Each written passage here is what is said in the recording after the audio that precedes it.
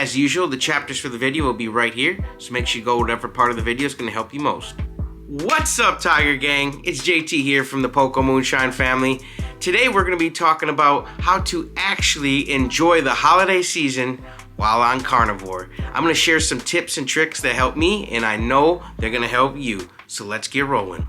My first tip for you is to be mindful of your triggers and mindful of your hungriness and your fullness. If you know that having a big thing of cinnamon in the house is going to get you to maybe put it into this, into that, and to start eating things that you know you shouldn't have, I would just get rid of the cinnamon. Or if you know someone's going to be making cookies, maybe don't go to their house when they're making the cookies. Be mindful of your triggers, what triggers you, and maybe try to avoid them, even if it's a place that you really like their food and maybe you guys get together for the holidays and like to go have food there, but you know the options there aren't the greatest. Maybe this year pick a different place. Pick a place that maybe at least has carnivore option for you, and it can help you maintain your carnivore diet lifestyle. Tip number 2, buy your meat and animal products now. Have the eggs, have the ribeyes and the New York strips, have the bacon, have all that in stock. You want to be prepared for success, okay? We don't want to have cravings kick in and we don't have the ribeye or the bacon that we want, and we know we can kick our cravings and we might actually then go towards the bad stuff. Go and buy that stuff now while it's still available before the big Christmas rush and people start buying everything. You want to make sure you have what you need to be successful and to be prepared. Go buy your stuff now, don't wait. Tip number 3, find fun activities that you can do with your family that don't involve